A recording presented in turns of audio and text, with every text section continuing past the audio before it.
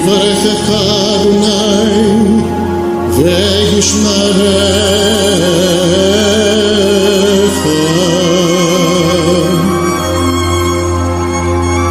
יאיר אדוני פניו אליך. Selamat pagi Bapak Ibu Saudara kasih dalam Kristus. Kita jumpa lagi dalam doa pagi bersama FM Ministry. Mari kita akan bersama-sama naikkan pujian pada Tuhan sebagai ucapan syukur kita. Dan sebelumnya mari kita berdoa dulu. Bapa yang di surga, kami bersyukur dan berterima kasih untuk segala kebaikan dan kasih-Mu. Kami bersyukur kami punya Allah yang begitu baik dan tidak pernah meninggalkan kami. Pagi hari ini kami merendahkan hati untuk menaikkan syukur padamu ya Tuhan. Kami mau memuji dan menyembah-Mu karena hanya Engkau Allah yang layak kami puji dan kami sembah. Kami percaya Tuhan Kau hadir di tengah kami. Kuasa-Mu akan bekerja di tengah kami yang mengikuti acara ini. Bahkan anak-anak-Mu akan beroleh kesembuhan, penghiburan, pemulihan, dan kekuatan baru daripada-Mu. Pagi ini adalah pagi perjumpaan dengan-Mu ya Tuhan. Karena itu kami serahkan seluruh acara doa pagi ini dalam kuasa Roh-Mu yang kudus untuk memimpin. Di dalam nama Tuhan Yesus Kristus. Amin. Pagi semuanya, Tuhan Yesus berkati. Selamat datang di acara doa pagi FM Ministry. Mari kita nyanyi I Sing Praises to Your Name.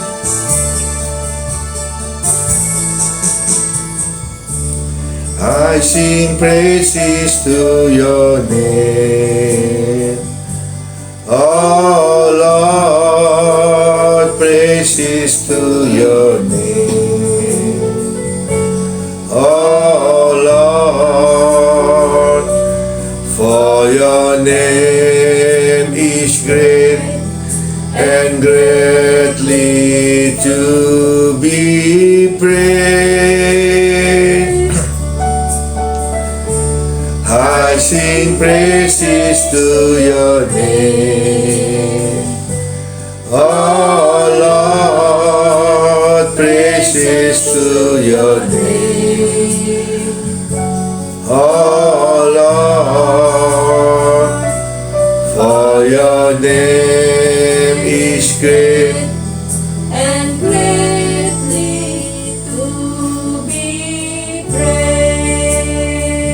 I give glory to Your name, Lord. I give glory to Your name, oh Lord. Oh Lord, glory to Your name, Lord. Hallelujah, hallelujah. Oh Lord, for Your name is great and greatly to be praised. Your name is great and greatly to be praised. I sing praises to Your name, oh Lord, praises to Your name, oh Lord, for Your name is great and greatly to be praised.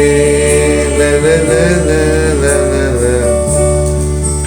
Sing praises To Their name, oh Lord, praises to Their name, Oh Lord, for Your name is great and greatly to be praised. I sing praises to Your name, oh Lord, praises to Your name, oh Lord, for Your name is great and greatly to be praised. Mari kita nyanyi saudara-saudara. Ku muliakan nama-Mu, Yesus, mulia nama-Mu, Yesus. Yesus, namamu besar dan layak dipuji Tuhan. Mu besar dan layak dipuji. Haleluya, haleluya. Ku muliakan namamu, ku muliakan namamu, Yesus, mulia namamu. Yesus, Yesus, namamu besar dan layak dipuji. Ku agungkan namamu Tuhan. Mari puji Tuhan bersama-sama saudara. Kan namamu, Yesus, agung namamu, agung namamu, Yesus, namamu besar dan layak dipuji. Haleluya. Ku agungkan namamu, Yesus, agung namamu, Yesus, namamu besar dan layak dipuji. Mari kita berdoa dulu untuk Mama dari Rizky Dadiara. Bapak, di dalam nama Yesus Kristus, Engkau tahu kondisi dari Ibu Rizky ya Bapak. Lututnya sakit Bapak, jamah lututnya, sembuhkan segala penyakitnya, apapun juga penyakit di lututnya Bapak. Kami tidak tahu, Engkau yang Maha tahu ya Bapak. Di dalam nama Yesus, di dalam nama Yesus, segala sakit penyakit, apapun juga yang ada di lutut Ibu Rizky, aku perintahkan Kau untuk keluar daripada Ibu Rizky. Kau sehat sempurna, kembali normal Bapak. Buka tingkap-tingkap langit bagi kehidupan keluarga mereka. Biar berkat-Mu mencukupi kehidupan mereka sehari-hari, agar namamu tidak dipermalukan dalam kehidupan mereka. Tolong mereka, belas kasihan-Mu turun bagi mereka. Dalam nama Yesus, dalam dari sekali berdoa, amin. Kita berdoa lagi, I sing praises to your name, saudara-saudara. Yesus, for your name is great and greatly to be praised. I sing praises to your name, Lord. I sing praises to your name. Oh Lord, praises to your name, praises to your name. Oh Lord, for your name is great, for your name is great and greatly to be praised. Hallelujah, hallelujah. I sing praises to your name, I sing praises to your name. Oh Lord, praises to your name. Oh Lord, for your name is great and greatly to be praised. Kita muliakan Tuhan saudara-saudara. I give glory to your name, I give glory to your name. Oh Lord, glory to your name. Oh Lord, for your name is great and greatly to be praised. I give glory to your name. I give glory to your name. Oh Lord, glory to your name. Oh Lord, for your name is great and greatly to be praised. praise. Kumuliakan namamu Tuhan. Nyanyi saudara-saudara. Kumuliakan namamu Yesus. Yesus, mulia namamu, mulia namamu Yesus. Namamu besar dan layak dihidupmu, dan layak dipuji, dan layak dipuji. Kumuliakan namamu Yesus, kumuliakan namamu Yesus, mulia namamu Yesus, namamu besar dan layak dipuji. Mari kita berdoa saudara-saudara. Bapa di surga, terima kasih ya Bapa, atau karena Kau beri berkat pada kami dapat hidup sampai hari ini ya Bapa. Biarlah kiranya Tuhan Kau hadir di tengah kebaktian ini.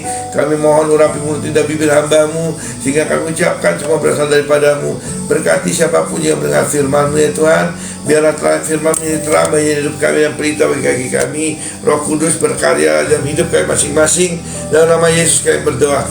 Amin. Pagi saudara-saudara kita kasihi, pagi hari ini saya akan berkhotbah mengenai usirlah iblis. Saudara-saudara, kita harus mengusir iblis dalam diri kita. Iblis adalah musuh kita, iblis yang berusaha untuk membunuh, membinasakan kita. Alkitab sendiri berkata bahwa iblis setiap hari mencoba untuk membunuh dan membinasakan kita, mencuri, membunuh dan membinasakan kita. Oleh karena itu kita harus waspada. Alkitab sendiri berkata kita harus berjaga-jaga. Di dalam Yakobus 4 ayat 7 dikatakan, sebab itu tunduklah pada Allah dan lawanlah iblis, maka iblis akan lari dari kalian. Untuk mengusir iblis dalam hidup kita, kita harus mendekat pada Allah. Iblis mengenal siapa kita dan ia tidak takut terhadap kita. Tetapi jika kita bersama Allah, maka iblis tidak akan melihat kita. Yang ia lihat adalah Yesus yang ada di dalam kita. Banyak orang Kristen saudara-saudara yang hidupnya mengalami kehancuran, pekerjaannya berantakan, rumah tangganya kacau, anak-anaknya menjadi anak yang pemberontak. Semua ini tidak terlepas dari peran si jahat yang sangat ingin agar kita menemaninya di neraka. Dunia yang ada sekarang adalah dunia yang berkompromi dengan dosa. Dosa bukanlah hal yang menjijikkan lagi, tapi sudah menjadi suatu kebiasaan dalam hidup sehari-hari. Hal ini bisa kita lihat dari koruptor yang ditangkap atau diadili. Di wajah mereka tidak terlihat adanya rasa malu lagi. Bagi mereka adalah suatu kebanggaan bisa merampok uang negara dalam jumlah yang besar. Demikian juga dalam peradilan yang penuh dengan ketidakpastian. Saudara-saudara, Markus beredar di mana-mana.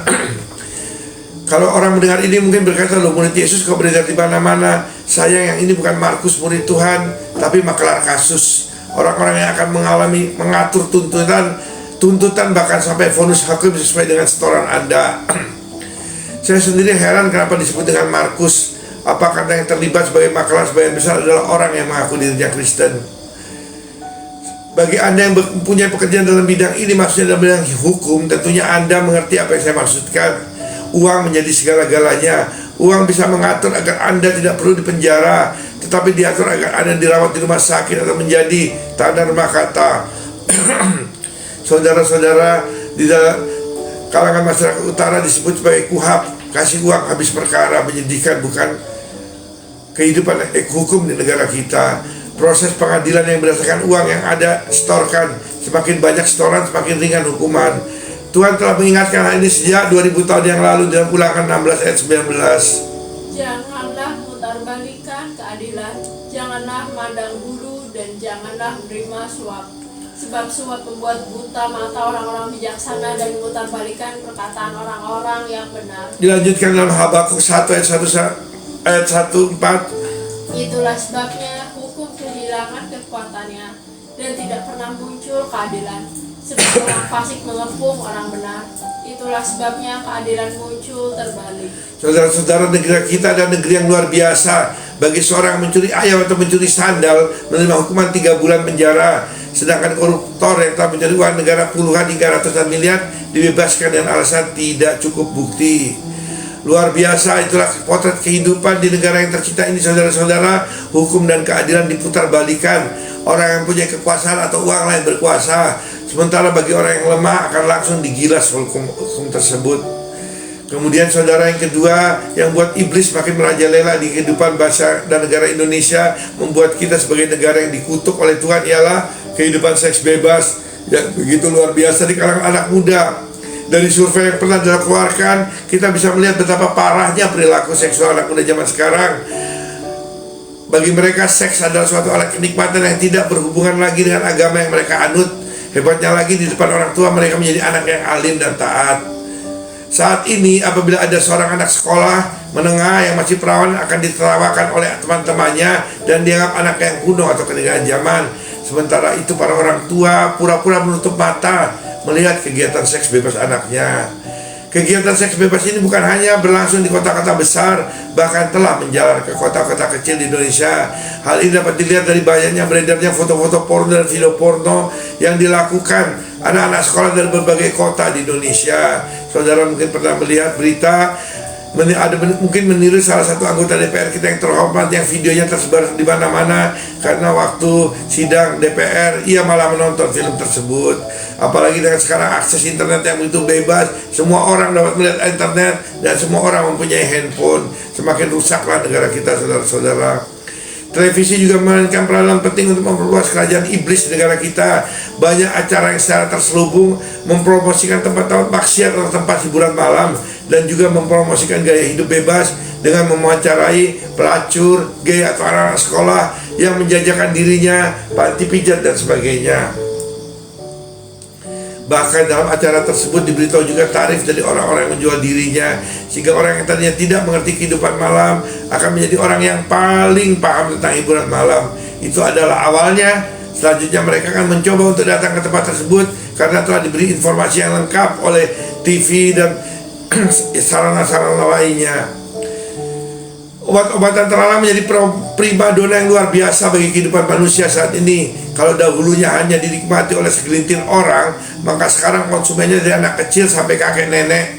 Tentu kita masih ingat, saudara-saudara, ada seorang mantan bintang film top yang di rumahnya selalu diadakan kebaktian rutin. Ternyata seorang pecandu narkoba. Gereja juga tidak terlepas dari obat-obatan. Ini juga banyak anak muda gereja yang aktif dalam kegiatan gereja tapi juga menjadi pecandu narkoba. Lebih hebatnya lagi, ada gereja di mana di waktu pendetanya khotbah, khususnya di kalangan gereja tradisional, anak mudanya akan keluar dari gereja dan bersama-sama teman lainnya menikmati narkoba di luar halaman gereja. Setelah pendeta selesai khotbah, mereka kembali duduk di kursi gereja menjadi anak yang manis.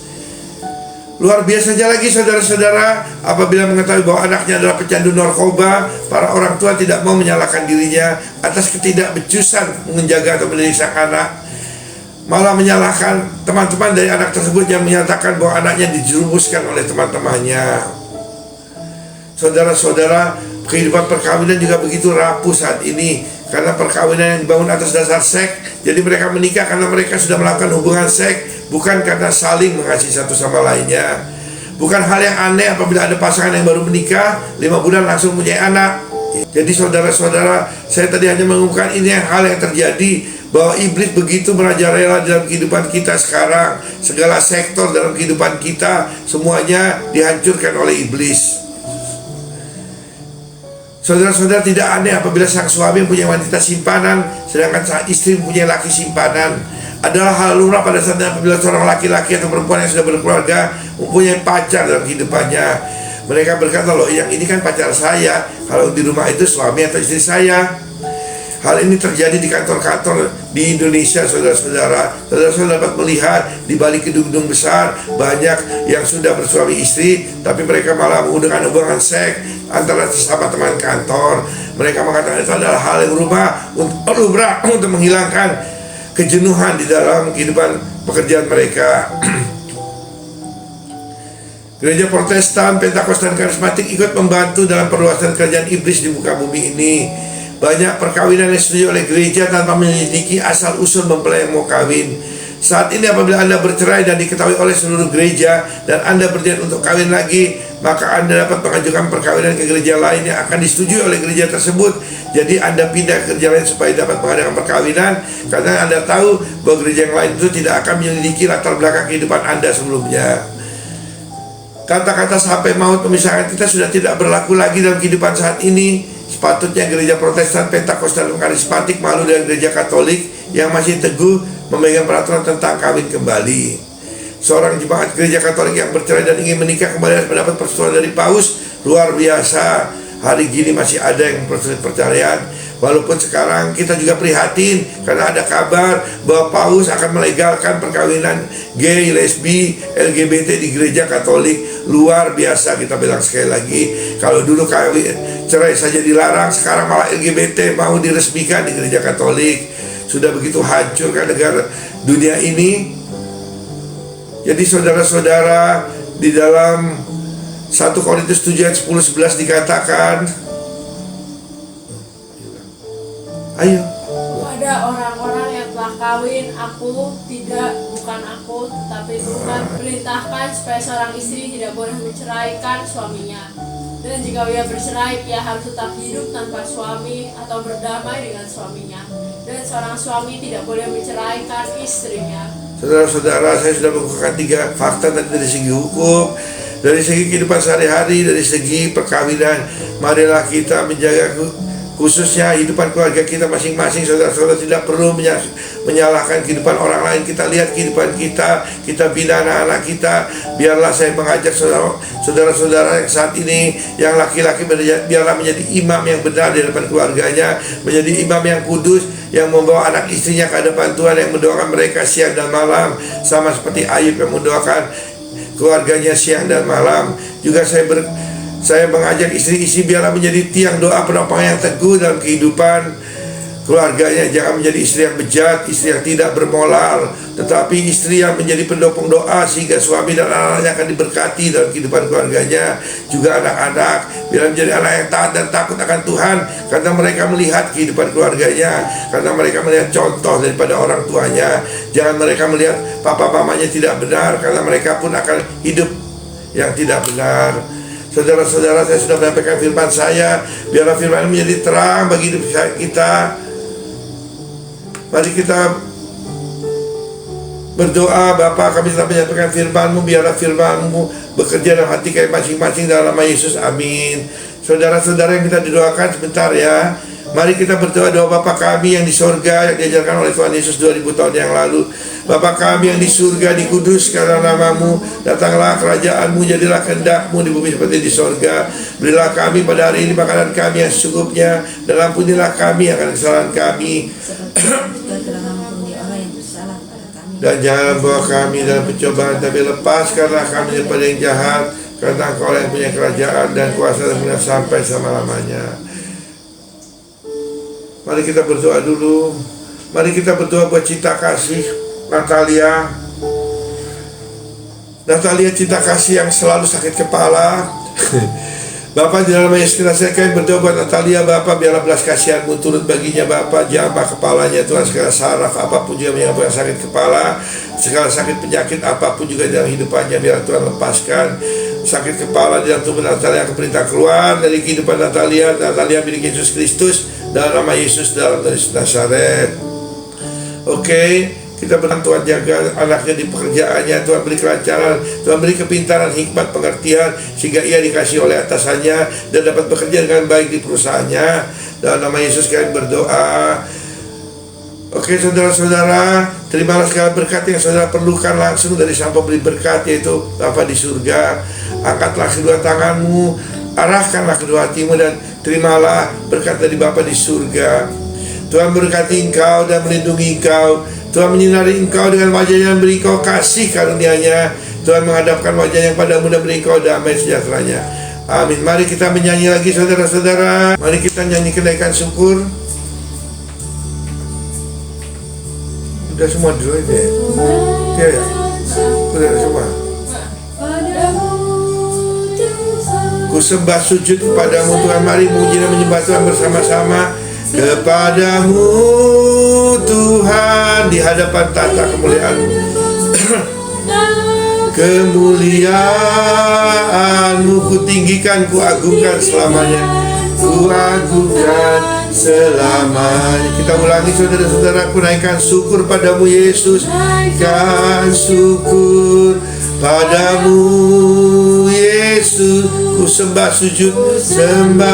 sujud kepadamu Tuhan, di hadapan tahta kemuliaan-Mu. Ku tinggikan, ku agungkan selamanya. Segala puji syukur bagimu Tuhan. Segala Puji syukur bagimu. Ku tinggikan namamu selalu. Ku tinggikan namamu selalu. Kemuliaan hanya bagimu. Kemuliaan hanya bagi terpujilah namamu.